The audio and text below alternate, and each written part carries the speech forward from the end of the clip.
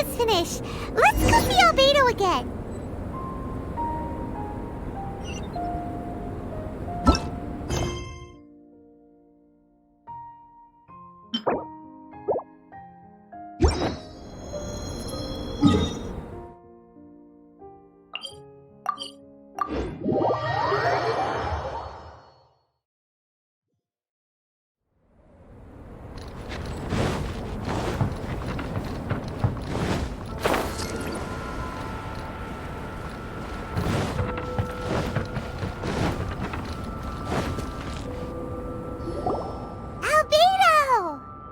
Traveler, Paimon. I suppose your story is ready. Yep. How about you? Do you need some more time? No need. I am also ready to tell my story.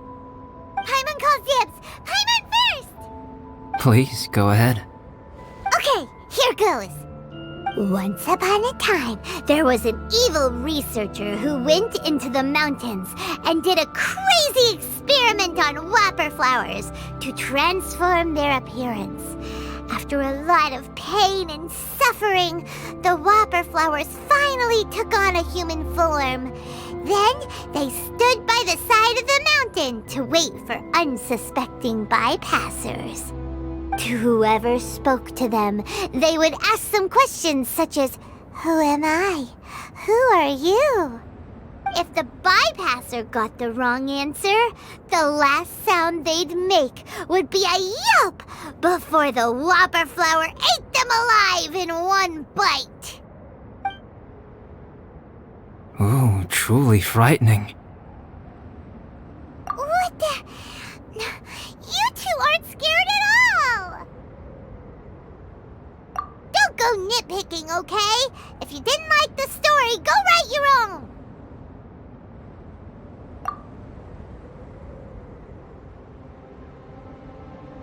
In other words, the whopper flowers would ambush and then completely replace their victims. And then what? Go back to where the person lives? Enter their home? Eat their whole family? Paimon made up this story, but now Paimon's the one who's scared by it. It's a good story. May I write it down? I may bring it up in future conversations. What for? Just to scare people with? Yes. You've got a real mean streak, Albedo. Mine is a little longer than yours. It starts with an alchemist. A great alchemist once created Subject 1. Subject 1 was her proudest achievement, and successfully blended into human society. No one ever would have thought that this friend of theirs was in fact a synthetic human. However, unbeknownst to Subject 1, the alchemist had tried the same experiment many times before he had come into being. Some of the rejects from failed experiments had been discarded, but had not died. Subject 2 was one such failed experiment. He was swallowed by a great dragon that came to rest upon a snow-swept mountain. Many years later, he was resurrected by the dragon's mysterious power. He saw all kinds of people on the mountain, including Subject 1, who had somehow miraculously blended in among them. Never in Subject 2's wildest imagination had he thought it possible for experimental life forms such as they to deceive everyone so successfully. He saw the way humans accepted Subject 1 as a friend, witnessed their affection as they addressed him by name. This was what Subject 2 wanted. Now, all that Subject 2 desired was to replace Subject 1 and take the joy of his existence for himself. This is giving Paimon the chills. So scary. Subject 2 began to unfold his plan. He stole Subject 1's books and notes and studied all that Subject 1 had learned from the alchemist. Subject 2 was highly intelligent, and he learned quickly. He changed his face into an exact replica of Subject 1's face. Then, he found a plant with mimicry capabilities and transformed it using dragon blood and alchemy. And so, not only did Subject 2 transform his own appearance to perfectly match that of Subject 1, he also created a third entity, Subject 3. What? There's 3 of them now? But Subject 2 wanted to become a perfected human. So, he erased a mark on both his and Subject 3's necks, for these marks were symbols of imperfection. In my view, it was probably a subconscious act, an instinct. He so desperately craved to become a perfect human being that he forgot something. Human beings are defined by their flaws. Subject 2's plan was meticulously crafted. Subject 3 would draw Subject 1's attention. After Subject 1 disposed of Subject 3, he would assume the threat had now disappeared and would let his guard down. The next moment that Subject 1 was alone, Subject 2 would make his move. He would eliminate Subject 1 and become the only one remaining. He would secretly replace the Subject 1 of everyone's memories and inherit his identity, residence, clothing, sword, name, and friends. People would have no idea that the individual they knew had become somebody else from one day to the next. This is way too scary. Paimon's never gonna be able to trust anyone again. But just before Subject 2 could carry out his plan, a unique stranger entered the mix. Subject 2 tried to make contact with this person, but found that they could somehow sense he was different from Subject 1. What's wrong? Are you scared? What happened then? What happened to the stranger? He became a new stage in Subject 2's plan. One more person that Subject 2 had to dispose of. It's as if there were 3 identical roses in a garden. Only one of the 3 was a fine specimen, while the other 2 were defective specimens that bore poisonous thorns. In all the world, only the gardener who tended to them could tell which was the good specimen. People do not like poisonous plants. Only a perfect rose can fetch a high price. If the inferior specimens wanted to conceal the fact of their worthlessness, they would have to take the gardener out of the picture, using their poisonous thorns. This is exactly what Subject 2 was thinking. So, he hid in the shadows and waited patiently. Maybe soon, he would get his chance to become truly human.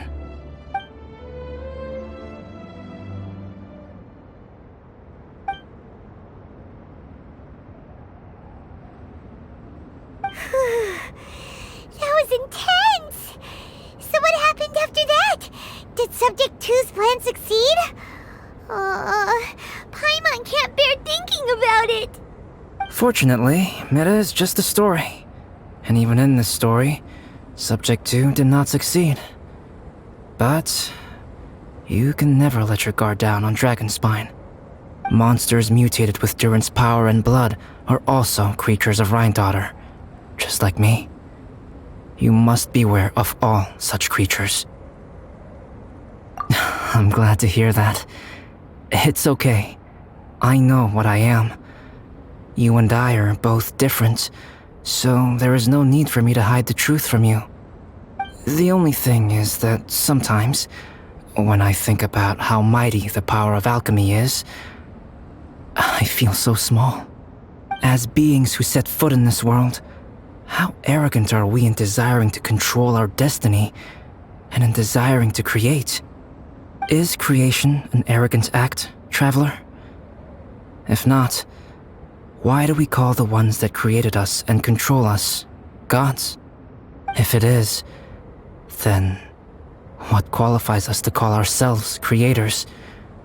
How far must we take our reverence and respect, and what purpose does it serve? Nothing special, but whenever I think about it, I feel a twinge of grief. Poor Albedo. Hello? Traveler, are you here? Hey, is that Amber? Thought we might find you here. We're here to deliver a message from Cyrus. There's gonna be a big event down at the base camp, and they want you there too, Traveler. Winter camp is nearing its end. Apparently, even provisional instructors are required to attend. Looks like we need to go, Albedo. Bye for now. Then I won't keep you. I have some things to attend to here, so forgive me for not seeing you down. Don't worry about it. There have been no issues getting up and down the mountain recently. Is everyone ready? Let's not keep them waiting.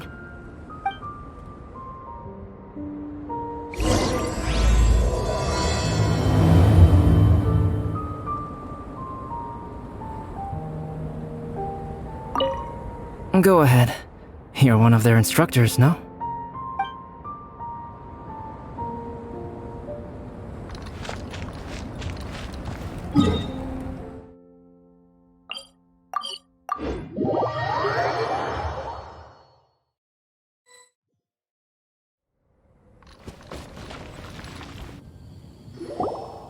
Huh? Who is this guy? Allow me to introduce Yozerv. He's Joel's father. Dad, this is that traveler I was telling you about. The traveler's helped me out loads in the past, and this time we even built a snowman together. Joel has told me everything about you. I can't thank you enough. Wow, this is amazing! Wait a second. Why is Cyrus discreetly wiping tears away? And what is Pallid doing here? Pallid is the hero of the hour this time. Go on, Pallid. Tell us what happened in your own words. Okay. The weather was fine on that fateful day, and I had a feeling that Lady Luck was smiling down on me. So I trusted my gut and set off to explore somewhere new, somewhere dangerous. Because where there is great danger, there is also great treasure. Why does this sound so hard to believe?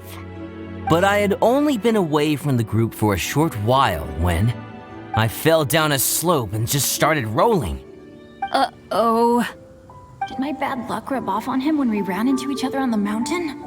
The place I fell to was somewhere I didn't recognize, and I'd sustained a few injuries. I remember thinking to myself, this is the worst luck I've ever had in my whole life. Then I met Yozerv. He'd heard the sound of me falling and came out to see what was going on. Huh? Wow, so it was completely by chance then. I thought he must have been someone from the Adventurers Guild here for the event, but after a few words of conversation, it was clear that he was having memory problems. He didn't even know his own name. The temperature was freezing, and there was no time to deal with all that there and then, so I convinced him to come back to the camp with me and figure everything else out after we got there. We got back to the camp, ran into Joel, and the moment he saw him, he froze for a second with this completely stunned expression on his face, and then he started crying out, "Dad! Dad!" That's when Yozerv suddenly started to remember. My memory has still not fully recovered, but Joel and his mother, they are the only ones that I will not, no, that I cannot forget. Daddy. Daddy's right here, Joel. Daddy's right here. Yozerf, don't you remember anything else at all? The poor princess, feeding the foxes? I'm sorry. I have no recollection. Maybe it's because of the head trauma. I'm not sure. I woke up and found myself covered in blood. My things were gone, and there was nothing to indicate who I was or how I got there. I crawled into a cave and settled in for a slow recovery. After my legs and feet were a little better, my hunting skills were what kept me alive. Dad, I was so worried about you. I'm all right now, Joel. Oh, don't cry.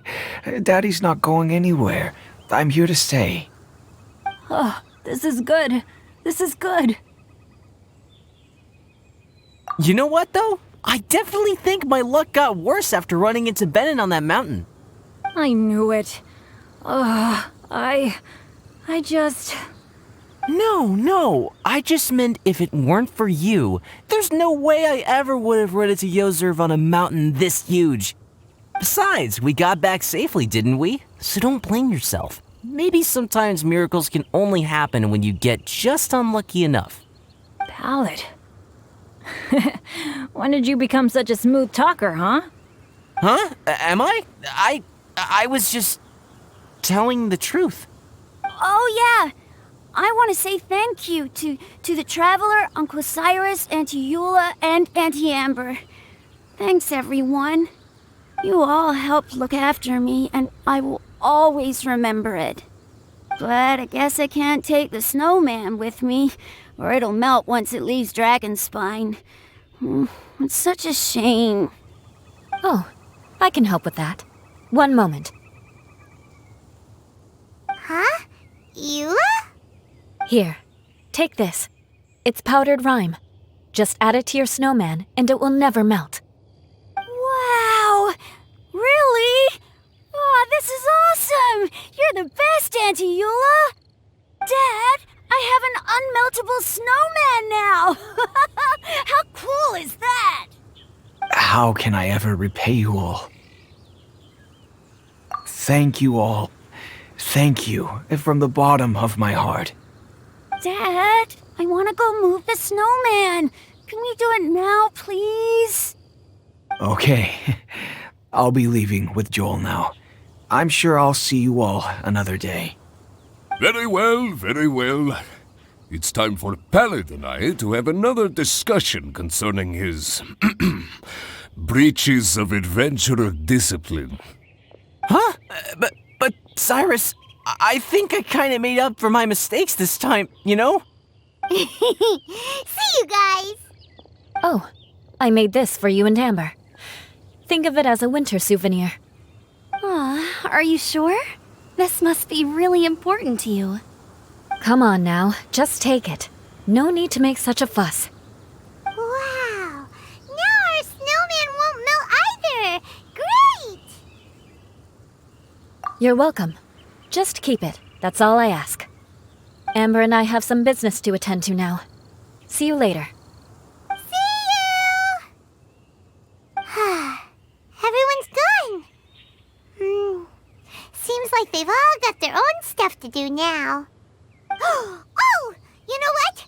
We've been on Dragonspine all this time, and somehow Paimon still forgot to ask Albedo about how to make a fruit juicifier machine that could keep the juice fresh. Maybe we should try Timaeus again. He does seem pretty eager to please after all.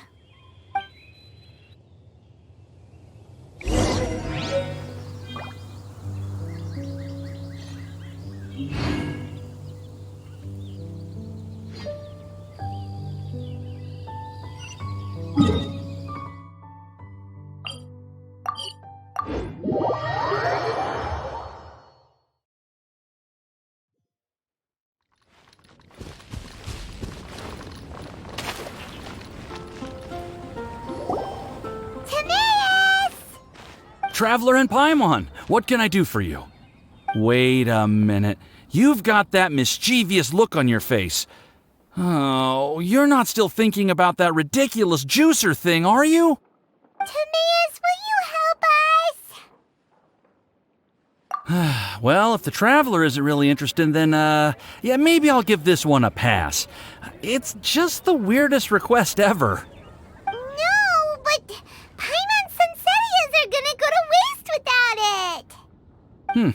In the time it would take me to research something like that, I could probably pick those Sunsettias again 10 times over. New research project, Timaeus? We meet again. Oh, Albedo, thank goodness. So the situation is, Paimon wants a machine that can turn fruit into juice and keep the juice fresh. I mean, surely it's... Majorly important, that's what it is. If you can manage to invent this, we'll never have to worry about fruit going bad ever again. That's impossible.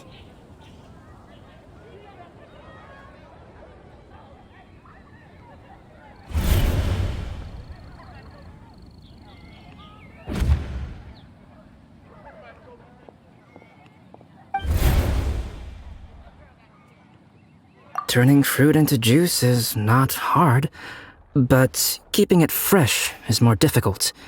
But if you simply want to keep the fruit from rotting, there are many ways to achieve this. Right, Traveler?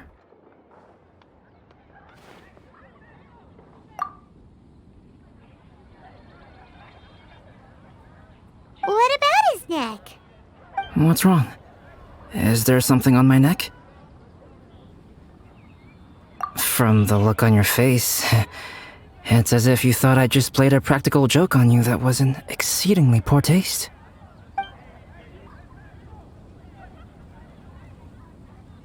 Albedo, you were saying, how do you stop fruit from going bad? Well, one way would be to bury your fruit on Dragonspine, where the snow never melts all year round. But then Paimon won't be able to eat them! You could always live on Dragonspine. No, too cold for Paimon. Or you can give the fruit to me, and I would take it to Dragonspine for you. But since you don't like the cold, you'd have to send someone else to pick them up when you want them. This is where you come in, Traveler. Suddenly sounds a lot more feasible with other people doing all the work. Okay then, shall we go with that idea? Fruit buried on Dragonspine will stay fresh for much longer. However, it is also possible that the fruit will sprout and grow into fruit trees. Who knows? Maybe the next time you visit, it will have grown into an orchard. You can water the trees, add fertilizer, and when they finally bear fruit, you will have some fresh sunsettias. No way! Then Paimon will have to be a gardener! That's not the goal here. Oh? Well, I don't think being a gardener is so bad.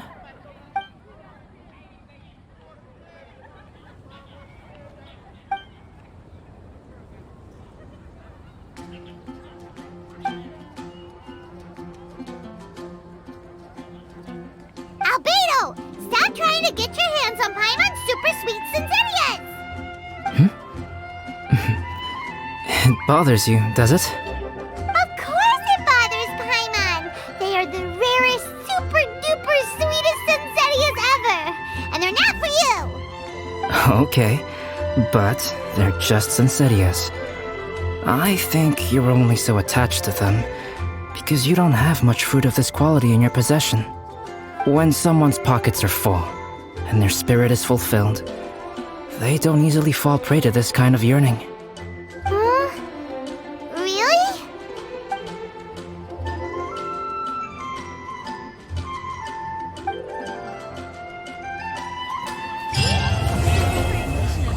Has the most prosperous commercial port in all of Tibet.